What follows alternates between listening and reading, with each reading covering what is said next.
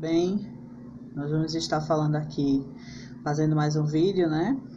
Falando da enfermagem moderna, dos meus alunos do primeiro período de enfermagem, para dar continuidade ao nosso conteúdo para a nossa próxima avaliação, tá bom? Então, nós vamos falar do desenvolvimento da educação, Reforma Carlos Chagas, Cruz Vermelha, primeiras escolas de enfermagem, a Bem Corém Cofens e símbolos da enfermagem, né? A gente sabe que existem os símbolos também. Primeiras escolas de enfermagem. As primeiras escolas começaram lá na Inglaterra, né? Como todo mundo sabe, com a pioneira Florence Nightingale, né? Florence, ela revolucionou aí a enfermagem moderna e pôde dar o pontapé inicial para a enfermagem ela se desenvolver, né? Então, em 1873 foi criada lá nos Estados Unidos. Em 1877 começaram a ter o atendimento domiciliar, né? As enfermeiras já com diplomas, elas faziam atendimento em domicílio. As escolas funcionavam de acordo com as teorias ambientalistas de Florence Nightingale, né? A teoria de que a iluminação, o silêncio, a alimentação, o ar puro, tudo isso aí favorecia para a evolução, para a recuperação do paciente. Isso foi comprovado, né? Isso é comprovado. Deixa eu digitar. Escolas de Florence Nightingale, baseada em 4 ideias chaves. Vamos lá. O treinamento de enfermeiras era priorizado. Fui ajeitar aqui para vocês poderem ver. Era priorizado, eram mantidos pelo dinheiro público, né? Então, elas não pagavam, quer dizer, o dinheiro público pagava para que elas pudessem estudar, né? Para que elas pudessem ter uma boa, um lugar confortável, um lugar bom, próximo das escolas, né? Que elas estudavam. Elas moravam em casas e eram próximas das escolas, né? Dos hospitais que elas estudavam. As escolas de treinamento deveriam uma estreita associação com os hospitais, para mais manter sua independência financeira e administrativa, né? Quer dizer, as escolas elas eram associadas aos hospitais, mas as escolas que elas tinham seu próprio independência financeira, né? Então, como esse dinheiro era um dinheiro que era dinheiro público, né? As escolas que poderiam estar fazendo todo esse trabalho. Enfermeiras profissionais deveriam ser responsáveis pelo ensino do lugar de pessoas não envolvidas na enfermagem. Quer dizer, hoje em dia, não só os enfermeiros formados que dão aulas para o curso de enfermagem, como outras profissões, né? Nós vemos biólogos, psicólogos, nutricionistas, né? Todos eles se enquadram hoje para estar dando aula para o curso de enfermagem. Antigamente não, né? Só as enfermeiras formadas que poderiam estar dando esse conhecimento, né? Passando esse conhecimento. As estudantes nesse período de treinamento tinham residência à disposição, quer dizer, elas tinham uma casa que elas poderiam se alojar, né? Um alojamento, uma casa dos estudantes. E era um ambiente extremamente confortável, né? Ideal para que elas pudessem ter uma boa base, né? E que fossem próximas dos hospitais, que elas estudassem. Isso daí é muito bom, né? Você estudar, morar perto do seu trabalho, da sua escola, enfim. Sobrevivência das escolas, né? As escolas sobreviveriam com a direção de uma enfermeira. O ensino era metódico, né? Aquele ensino que era fase por fase, um ensino que era cheio de detalhes, né? Um ensino bem demorado para que pudessem ter um bom conhecimento, né? E para poder entrar nessas escolas precisava passar por uma seleção, né? Ter o físico ideal. Então, nesse período aí, as estudantes, né? Que poderiam estar fazendo essa seleção, elas tinham que ter o perfil. Que perfil era esse? era o perfil de Florence Nightingale, né? Que era uma mulher alta, magra, um físico magro, né? Ela era uma pessoa que vinha de uma família com uma condição considerável, né? Financeiramente falando. Então, tudo isso influenciava. Físico, moral, intelectual, aptidão profissional, tudo fazia parte. História da enfermagem no Brasil. Organização da enfermagem na sociedade brasileira, né? As coisas começaram a se estabelecer, né? Depois que Florence deu abertura à enfermagem moderna, né? Depois que ela modificou tudo, então a enfermagem começou a melhorar aqui no Brasil, as coisas começaram a modificar, né? Começou com a abertura das casas de misericórdia, né? E deram origem lá em Portugal. As casas de misericórdia são hospitais, existem algumas aqui próximo, tá bom? Aí vamos falar aqui, a primeira casa de misericórdia foi lá na Vila de Santos, em 1543, tá?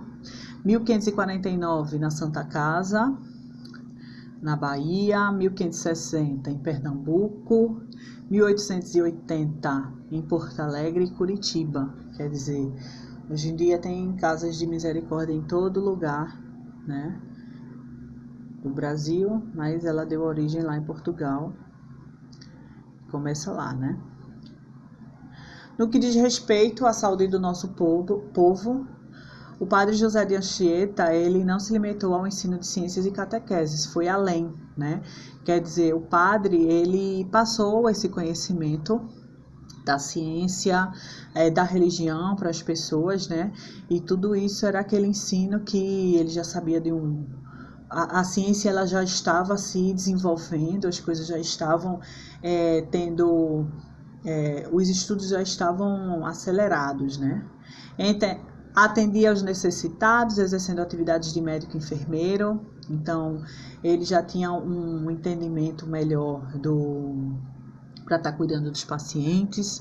A terapêutica empregada era a base de ervas medicinais, estudo cheio de detalhes, só que essa terapêutica ela já começou a ficar mais evoluída, né? Então as coisas já tinham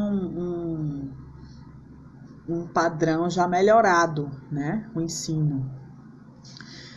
Frei Fabiano de Cristo exerceu atividades de enfermeiro no convento, tá bom?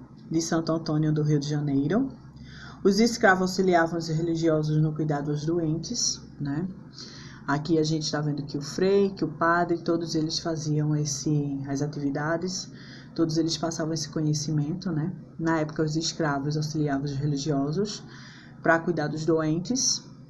Em 1738, Romão de Matos consegue fundar no Rio de Janeiro a Casa dos Expostos, né? É um hospital para crianças abandonadas, quer dizer, aquela pessoa, né, aquela mulher que engravidava, que era um filho que não era esperado, era uma criança que poderia ter alguma anomalia, poderia ter alguma doença, alguma patologia visível, né, nascer sem um membro. Então, essas crianças elas eram abandonadas na Casa dos Expostos, né? Depois vocês dão uma olhada aí, fazem uma breve pesquisa de Casa dos Expostos para você ver como é que funcionava, né? Essa casa virou um grande abrigo de crianças que não tinham pais, né? Então eles eram indigentes. Então tudo isso aí começou a crescer cada vez mais, né? Porque ainda não existia uma medida de proteção à maternidade, não existia nada que pudesse estar respaldando, cuidando dessas crianças. Então era uma coisa bem sem limite, né?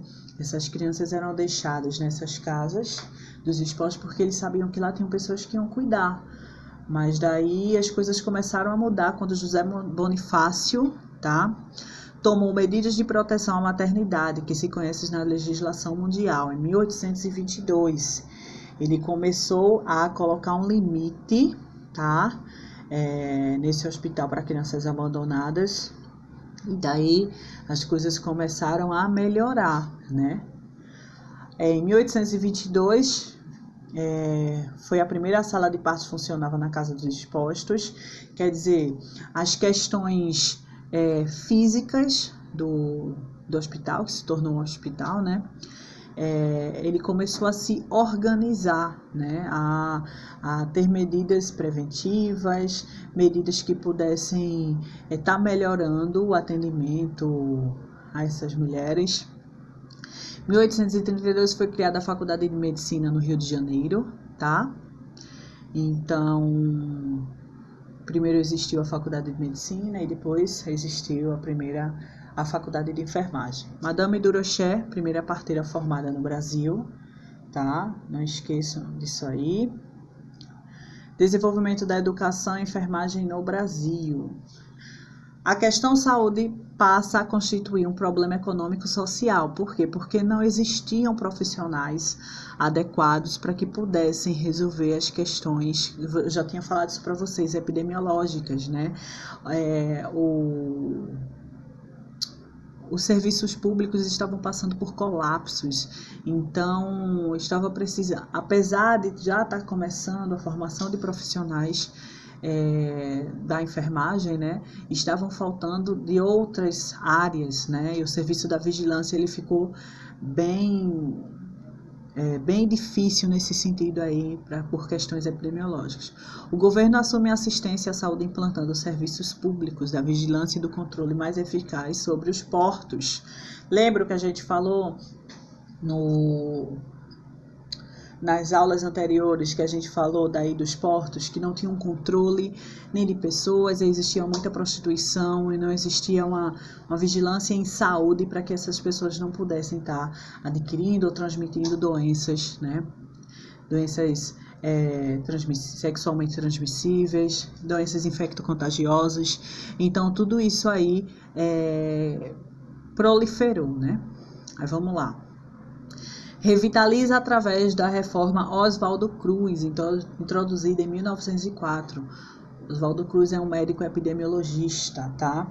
Então, ele é cientista, estudou diversas formas de cuidado, vacinas também. Então, ele juntamente com Carlos Chagas, né? A Diretoria Geral de Saúde Pública inseriu novos elementos à estrutura sanitária como serviço de Instituto Soroterápico Federal, quer dizer, lá existiam medidas profiláticas, né? Tinha a inspetoria de isolamento para aquelas pessoas que estavam com doenças infecto-contagiosas. Lá eles faziam a desinfecção do instituto. Então, já estavam começando a ter mudanças em relação à saúde aqui no Brasil, devido a Oswaldo Cruz, tá? Oswaldo Cruz, ele modificou ele melhorou grandes problemas públicos de saúde que existiam aqui no Brasil. Então, o Instituto Soroterápico Federal, que posteriormente se transformou no Instituto Oswaldo Cruz, né? Ele realmente serve até hoje como um centro de pesquisa extremamente importante. Aí vamos falar da reforma Carlos Chagas, em 1920, ele reorganiza os serviços de saúde, né? Então, Carlos Chagas, ele começa a implantar medidas de prevenção também, ele encontra algumas medidas de tratamento para as pessoas que adquiriram doenças, exerceu ação normativa e executiva das atividades de saúde pública no Brasil, quer dizer, ele normalizou, né? Ele fez ações que pudessem normalizar, que fossem leis aqui no Brasil a serem usadas para essas pessoas que pudessem estar fazendo esse tratamento aos mais necessitados em relação a doenças, tá bom? A formação do profissional de enfermagem inicialmente atendeu aos hospitais civis e militares e posteriormente às atividades de saúde pública, quer dizer, imediatamente que se formavam, né, o profissional de enfermagem, ele ia trabalhar em hospitais civis e militares, né? Então, posteriormente, trabalhava na área da saúde pública, né? Então, a gente hoje fala que a saúde pública, a gente fala da unidade básica de saúde, né? Então, isso daí funciona perfeitamente hoje. A primeira escola de enfermagem brasileira foi criada em 1890, tá? 27 de setembro de 1890, pelo decreto da Lei Federal de número 791, de 27 de setembro de 1890, hoje chamada como a Unirio, mas era chamada Escola de Enfermagem Alfredo Pinto, tá? Lá no Rio de Janeiro. E aqui, gente, tenho esse estudo dirigido para vocês, que para a próxima aula, né, vocês estudem esse vídeo, nós vamos comentar ele, e a próxima aula nós vamos estar respondendo essas questões aqui, tá bom? Espero que todos estejam bem. Um abraço.